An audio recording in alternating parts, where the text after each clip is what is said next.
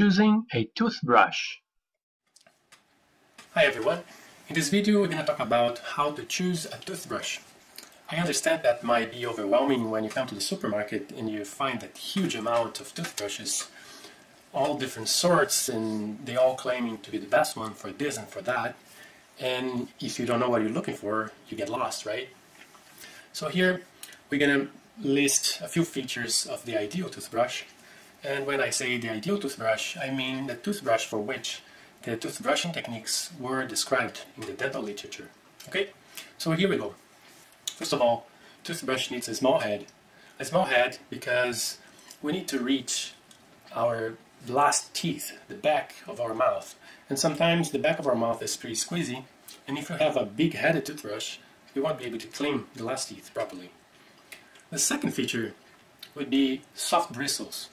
Soft bristles are important because medium and hard bristles will injure the gum, and when gums is injured, they start to recede. And they recede and they'll expose the root surface. And the root surface is sensitive, and you might get sensitivity. And in addition, the hard bristles will abrade the root surface of your tooth, and they will become even more sensitive. Okay. The next one is rounded bristle tips. And that's important because when they are not round, they do little scratches on your gum, and that's injuring the gum again, and gum will end up receding. Okay. So the next one would be not so important, is bristles, same size bristles. Okay. And the importance of that for me is because the techniques described in the dental literature were described for same-sized bristle toothbrushes. You know, I'm not saying that fancy toothbrushes are not effective. They could be effective, but they'll depend on the technique as well, and the techniques are not described for them. The last feature would be the handle, and the handle is not such an important thing because we're not using our toothbrushes for 10 hours a day, just for 10 minutes. If we are using them for 10 hours a day, we would need an ergonomic handle. So handle, really, it can be simple. It doesn't need to be fancy, okay? So let's take a look on the toothbrushes, a few toothbrushes that are out there in the market, okay? I'm not going to say names, we're just going to talk about them. This is a very fancy designed toothbrush with bristles in all sorts of shapes and designs and you know, lengths. They are soft, but you know, this is a big-headed toothbrush. It's not ideal for us, okay? And I'm not saying it's a bad toothbrush. You might come and say, oh, I'm doing a very good job with it. Perfect. Like if you developed your own technique to have a good result with this toothbrush, perfect, fantastic. I'm not here to help you. I'm here to help whoever is not having a good result, okay? But then I'm going to ask you, if you say you're having good results, I'm going to ask you, when you go to the dental office, when you get out the dental office, do you have any freezing?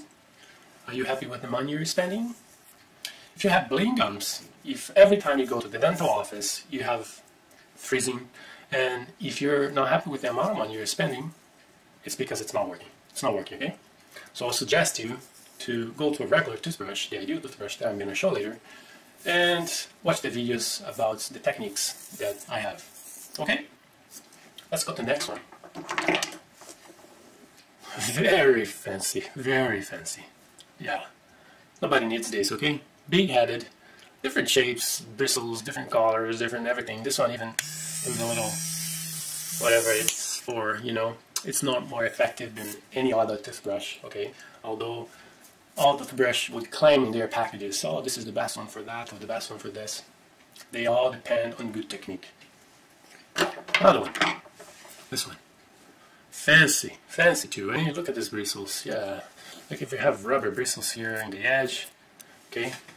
This is not better than anything else, okay? There's no function to these rubber bristles, although they'll claim it's for your gums, whatever.